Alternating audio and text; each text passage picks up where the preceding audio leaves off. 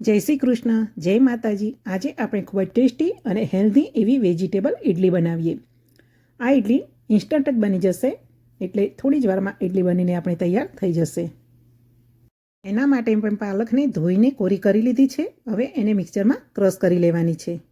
અહીંયા આપણે પાલકની પ્યુરી જ બનાવવાની છે. એમાં 3 મોટા લીલા મરચાં ઉમેરી લઈએ, એક આદુ.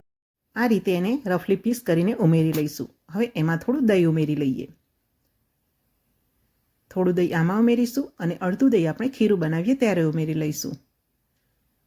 હવે એને થોડું ક્રશ કરી લઈએ, પછી આપણે પાણી ઉમેરીએ. તો હવે થોડું મિક્સર ચાલુ કરી લઈશું અને જો હવે પાલક થોડી નીચે બેસી ગઈ છે. હવે એમાં થોડું પાણી ઉમેરી લઈએ અને હવે જારને ઢાંકણ ઢાંકીને સરસ એવી સ્મૂથ પેસ્ટ એની બનાવી લઈએ. મેં પાલક વધારે લીધી છે એટલે હું 2 વખત થોડી થોડી લઈને ક્રશ કરી લઈશ.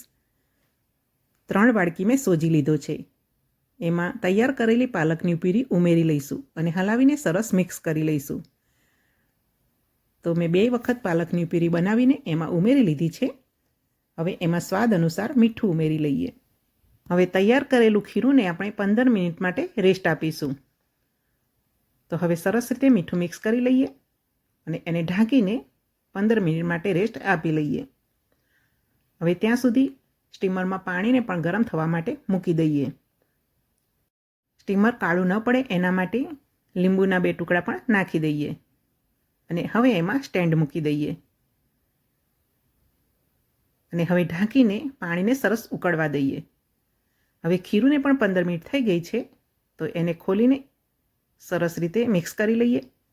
હવે ઇડલીને સરસ સોફ્ટ બનાવવા માટે એમાં ઈનો ઉમેરવાનો છે, પરંતુ બધા જ ખીરુંમાં સાથે ઈનો ઉમેરવાનો નથી, એ વાતનું ધ્યાન રાખીશું.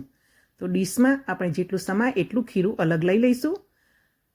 બંને ડીશોને આ રીતે ઓઇલ વડે ગ્રીસ કરી લઈશું અને હવે એમાં ઈનો ઉમેરી લઈશું. તો અડધી ચમચી જેટલો ઈનો મેં ઉમેરી લીધો છે. થોડું પાણી ઉમેરીને એક્ટિવ કરી લઈશું. એમાં 1 ચમચી તેલ પણ મેં ઉમેરી લીધું છે. હવે ખીરુંને ઇડલી માટે આ રીતે મોલ્ડમાં મૂકી દઈએ. આ રીતે થોડી થોડી જગ્યા રાખીશું, કેમ કે જેમ ઇડલી ચડશે એમ એ ફૂલશે. તો બંને ડીશોમાં આપણે ખીરું મૂકી દીધું છે. હવે સ્ટીમરને ખોલીને જોઈએ તો જુઓ પાણી સરસ ઉકળી ગયું છે.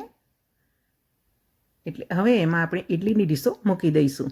અહીંયા આપણે 1 ડીશ પણ મૂકી શકીએ છીએ અને આ રીતે 2 ડીશ સાથે પણ મૂકી શકીએ છીએ.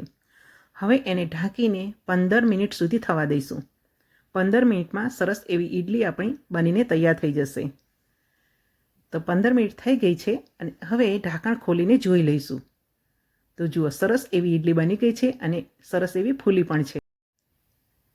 હવે ઇડલીની બંને ડીશોને બહાર કાઢી લઈએ અને એને ઠંડી થવા દઈએ.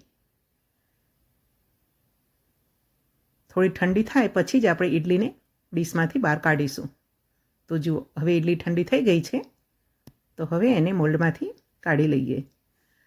તો આ રીતે મેં નાઈફ લીધી છે અને નાઈફને આ રીતે ઉલટી કરીને જ બધી જ ઇડલી આપણે કાઢી લઈશું.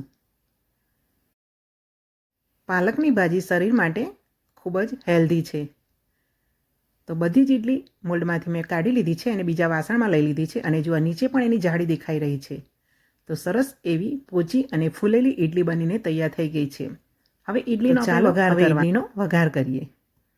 વઘાર કરવા માટે ગેસ પર એક મોટું વાસણ મૂકીશું. અહીંયા આપણે મોટું અને જાડા તળિયાવાળું જ વાસણ લઈશું. એમાં 2 મોટા ચમચા તેલ ઉમેરીશું. તેલ ગરમ થઈ જાય પછી એમાં 2 ચમચી રાઈ ઉમેરી લઈએ અને રાઈને સરસ તતડવા દઈએ. રાઈ સરસ ફ્રાય થઈ જાય એટલે એમાં 2 ચમચી જેટલા તલ ઉમેરી લઈએ અને હવે એમાં ઝીણી સમારેલી ડુંગળી ઉમેરી લઈએ. મેં અહીંયા એક નાની ડુંગળી સમારી લીધી છે. ઝીણું સમારેલું ગાજર ઉમેરી લઈએ. ગાજરને પણ સરસ સાંતળી લઈએ. હવે એમાં કેપ્સિકમ ઉમેરવાના છે. મેં અહીંયા રેડ અને ગ્રીન બંને કલરના કેપ્સિકમ લીધા છે. કોઈ એક કલરનું પણ આપણે લઈ શકીએ છીએ. કેપ્સિકમને પણ સાંતળી લઈએ અને હવે એમાં ઇડલીને ઉમેરી લઈએ અને બધા જ શાકભાજી સાથે સરસ રીતે મિક્સ કરી લઈએ. તો આ રીતે થોડું ઉછાળી લઈએ જેથી બધા જ શાકભાજી ઇડલી સાથે સરસ મિક્સ થઈ જશે અને વઘાર પણ સરસ રીતે ઇડલીમાં ભળી જશે. હવે એમાં શાકભાજીના ભાગનું થોડું મીઠું પણ ઉમેરી લઈએ.